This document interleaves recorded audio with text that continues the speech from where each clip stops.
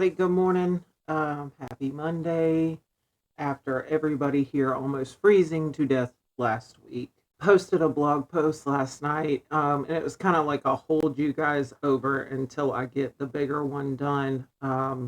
Should have the remainder of those records today, from my understanding. So as soon as those are obtained and then I get my eyes on them and I'm able to review them, then I will distribute that information accordingly. I wanted to just flip through the blog real quick, and then I'm going to show you a little tip on how to look at some old newspapers, which is always really helpful to keep with the county history and what has happened in the past, just because it's sometimes important when things kind of come up again, or I'm kind of going backwards. A lot of times I reference old newspaper articles, and the Wakulla News, when Mr. Snowden was with them, and to this day they still do a good job. But Mr. Snowden made it a point to make sure those were archived so that we have access to those for educational reasons and for our historical value, which is awesome. He now does the Wakulla Sun, which I subscribe to. Wakulla News equally as good.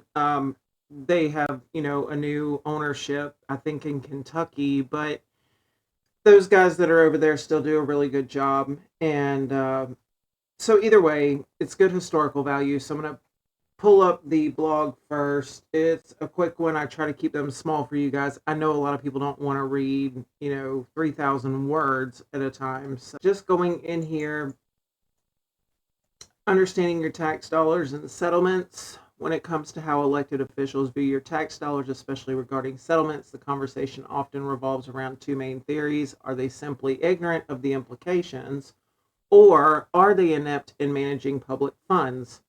Settlements can often cost taxpayers hundreds of thousands of dollars, if not millions, and the way these decisions are made can leave citizens scratching their heads. So, not even that you probably paid attention to any of this, but if you start looking in the background and at how they view your tax dollars. So let me give you a little 101. Once the Florida Association of Counties Trust, who we are insured by, they have the attorneys that fight the battles on behalf of the county. And an employment law claim is filed, or any other type of claim. I'm just going to use employment law because those are the ones that we've looked at the hardest.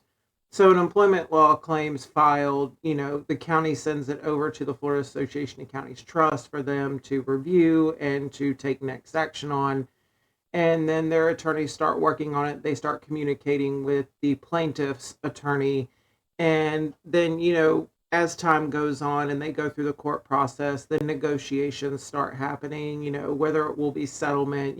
They give a summary analysis. I showed you actually on the $165,000 case, the actual summary of what it looks like when they're analyzing the case, and the attorneys with fact take it to the Wakulla County and say, hey, it's looking good for us. It's not looking good for us. Here's our risk. Here's how we can mitigate risk, or, whatever.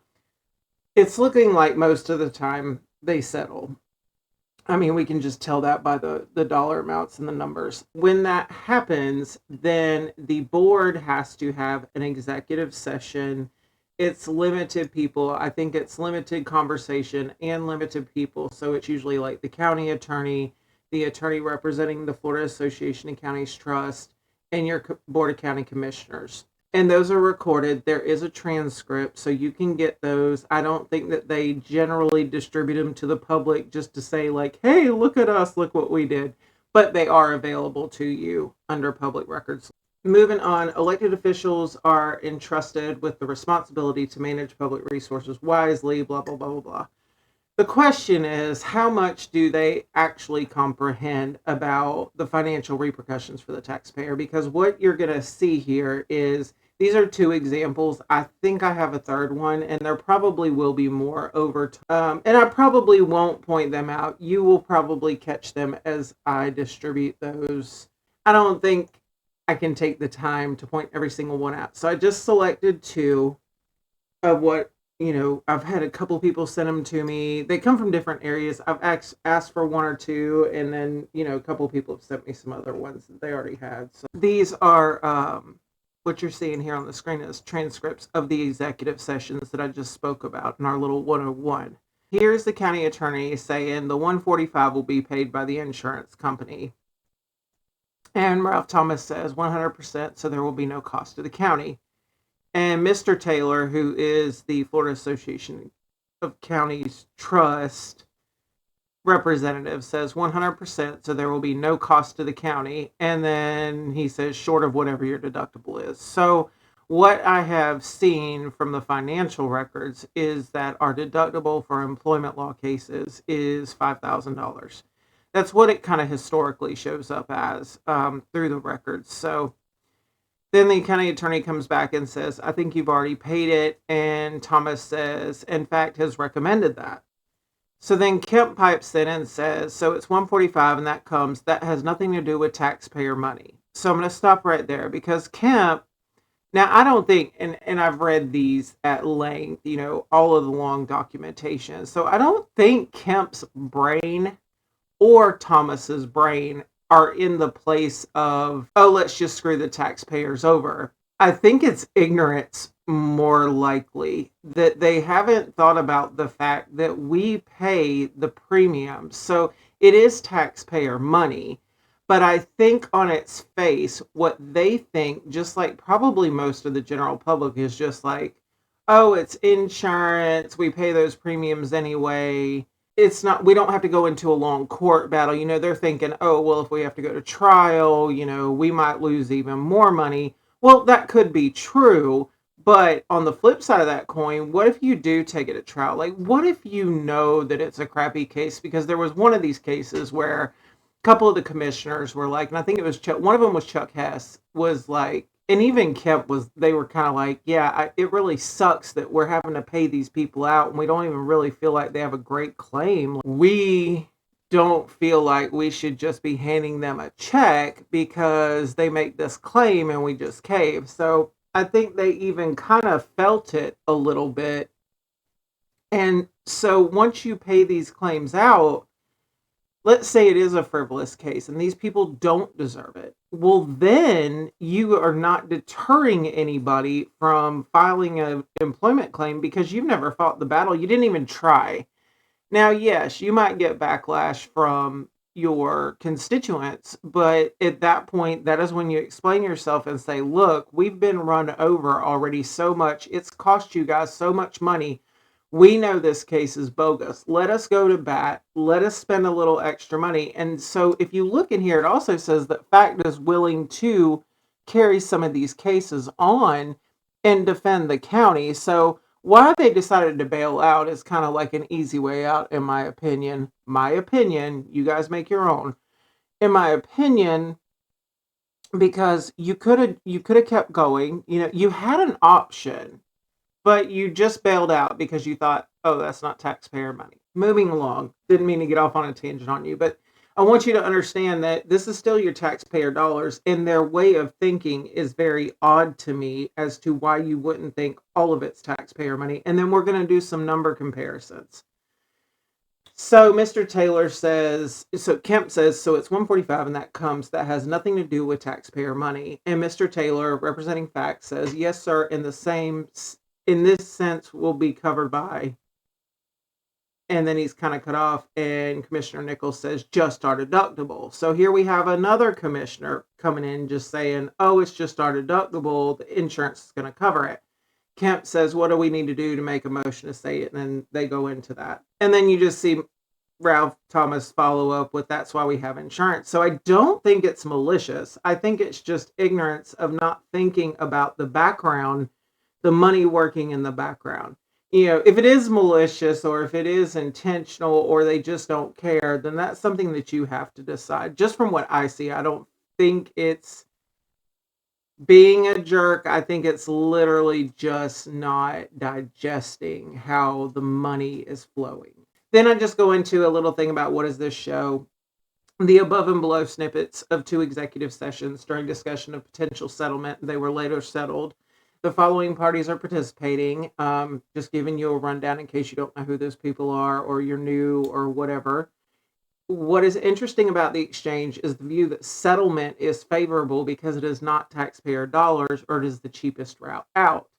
That seems a bit curious since it is the taxpayers that foot the bill for the insurance premiums. Do the premiums increase as the years go by and the county shows more risk with increased lawsuits and settlements?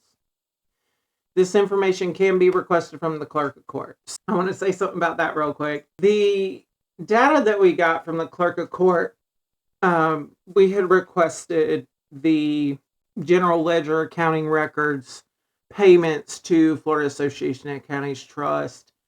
I think they also included the Florida League of Cities, but anything to do with Florida Association of Counties.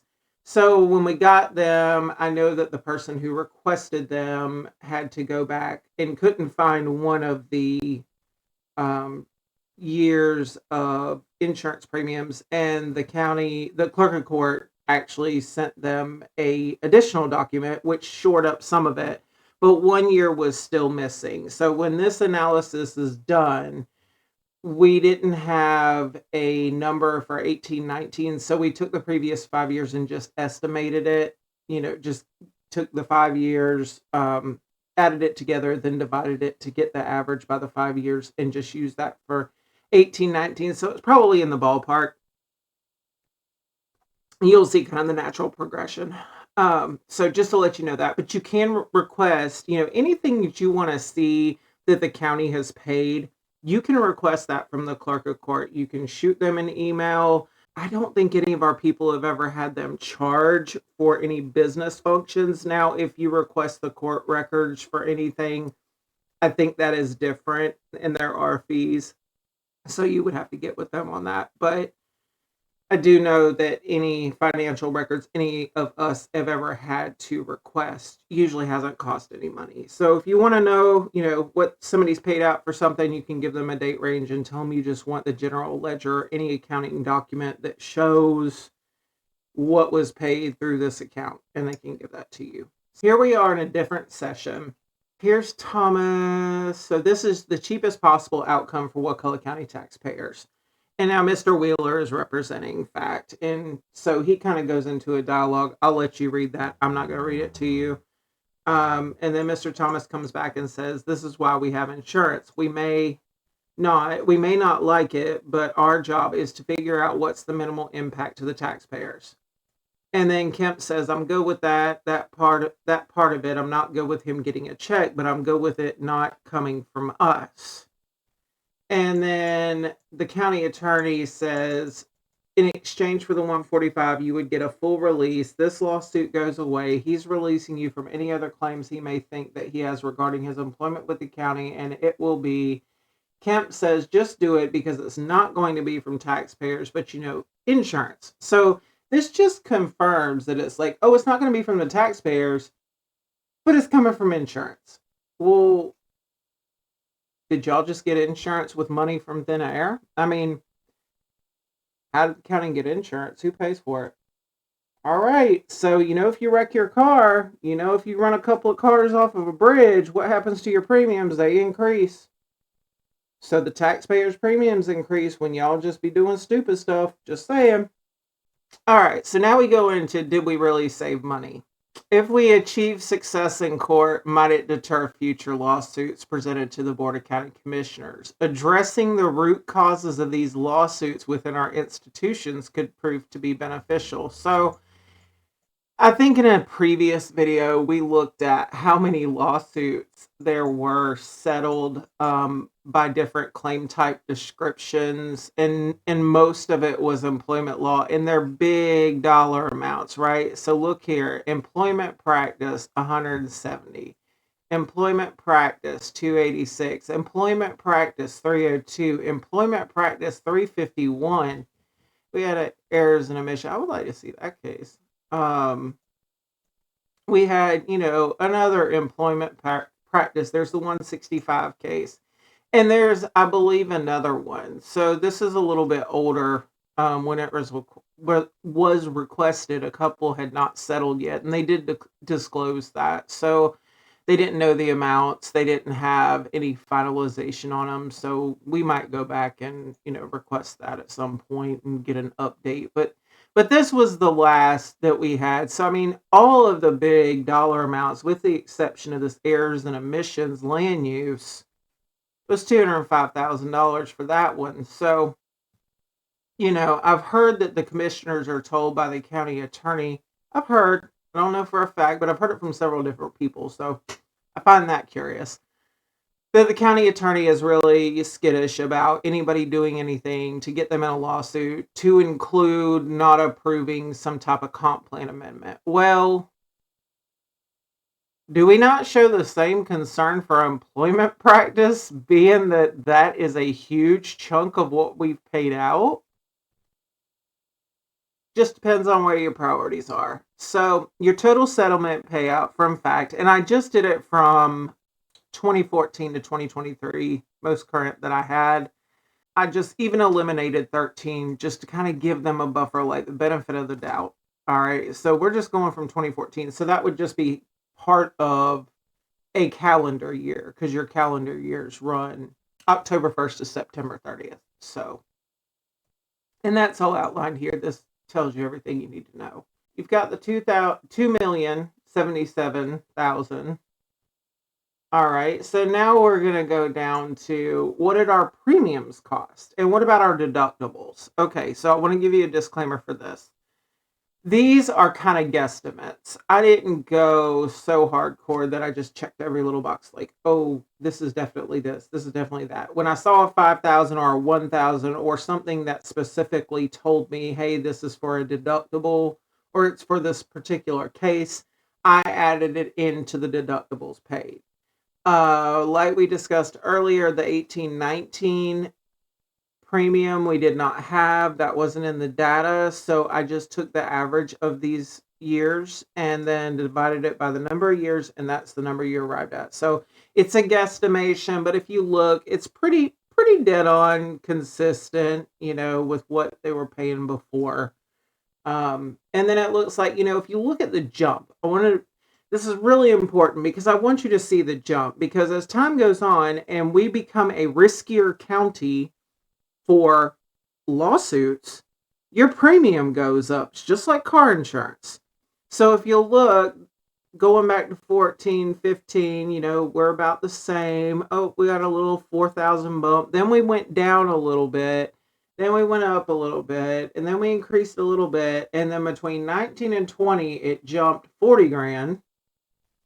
And then between 20 and 21, it jumped 30 grand. And then 21 to 22, I mean, now you're getting into higher numbers. Now we're going, about 50 grand. And then now we're up to 376. We'll circle down here to premium for 2024, 2025. Close to $500,000.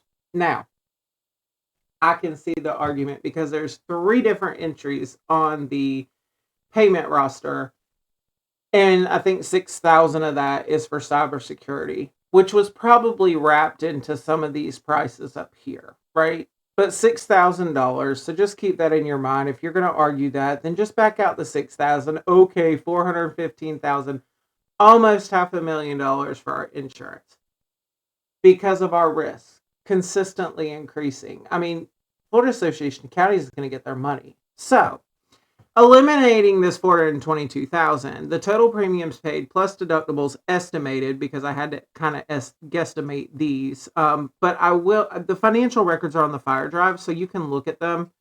This little media fire right here link. You can actually go look at them yourself. If you can do a better job, knock yourself out. I'm just kind of estimating. So it looks like total premiums plus deductibles estimated was $2,008,000. All right. So, on its face, you might look at it and be like, holy cow, we saved $11,000, $11,499.91 less in premiums than fact paid to settle our cases. So you're thinking, oh, we had a win. Woohoo! Well, number one, these are estimated, so I probably didn't capture all the cost of the deductibles because that is a cost. That's an additional taxpayer cost that is paid separately from the insurance premium. So if you want to pick at that, you can probably find some more money that'll increase this. So we basically broke even. So what does that mean? That means fact broke even. That means fact isn't stupid. Fact is going to get their money all day, every day. They are going to recoup what they are paying out because you guys keep screwing up with employment law claims. So why is nobody looking at who is running the show in the county administration and why we keep having these claims? Is there a common denominator? Secondly, why is the county attorney basically just saying, yeah, your insurance will cover it, no big deal? It's just, she is just so nonchalant. Oh, it's your insurance. It's your insurance. So in the defense of the commissioners, she is advising them that, oh, it's just insurance. Just, yeah, they'll cover it. All you got to do is pay your $5,000 deductible. Well, that's not cool because, first of all, you should be defending the county. And second of all, as the county attorney, you're an advisor.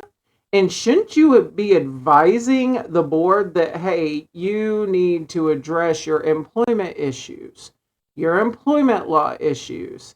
Here's what you've paid out so far. She needs to be doing exactly what I did. Here's what you're paying out, and here's where most of your claims are coming from. Maybe you need to take a look at that and fix the root cause of the problem because it's costing the taxpayers more money every time you guys screw up. Just saying. If you had a board and administration that was truly for the people, that is exactly what you would have going on. All right, so this just gives you some closing thoughts and hopefully gives you some questions to think about it. As shown in the first two batches of screen prints, the commissioners, by way of advisement from the county attorney, seem to think that fact insurance money is derived from thin air.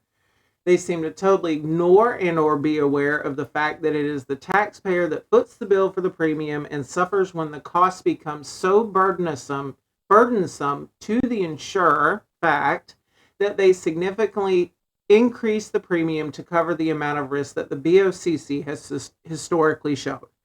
For example, see the increase in the fact insurance premium for fiscal year 24-25 up to $422,000. So what can be done?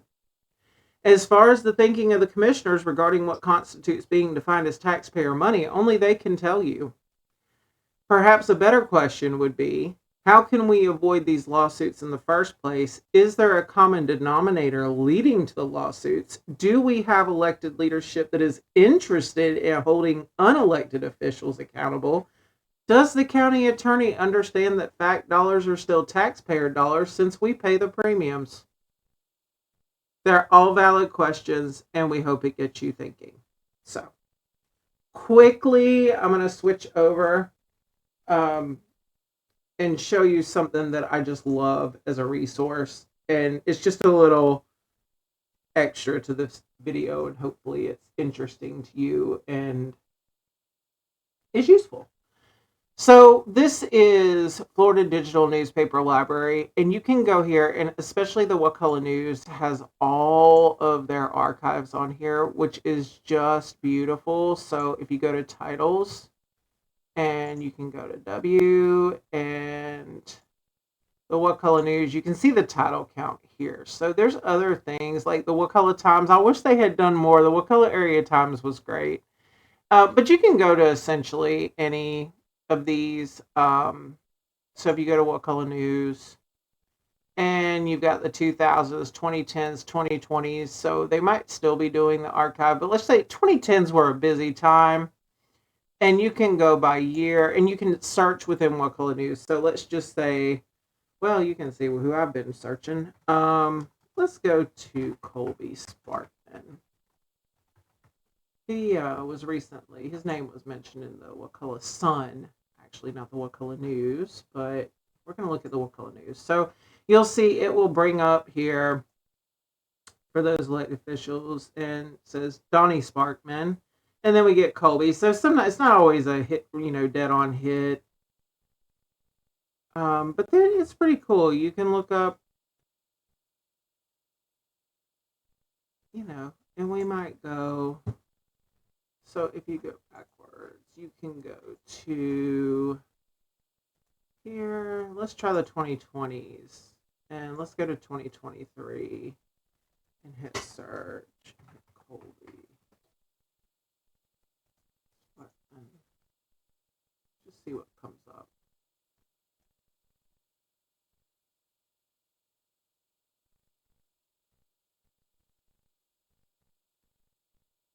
Yeah, well, you have to might have to keep going, but you can usually get to some pretty good stuff.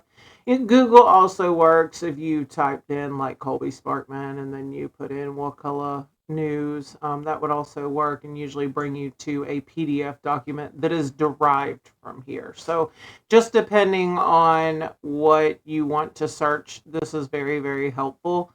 And it's great for historical value. And we are very, very grateful to the Wakulla News for doing this over the years. So, anyway, that was pretty much all I have for today. And as soon as I have the records in my hand or in my ear from the latest requests that are outstanding, I will get you an updated blog. Also, we will circle back around to the issues about the county attorney's relations to other entities, and we will carry that a little bit further, and we'll keep going, and we're going to kind of keep going together. I've got an organizational chart that I've built myself that's keeping track of all the connections. We will kind of go on that journey together, and let's see what we find.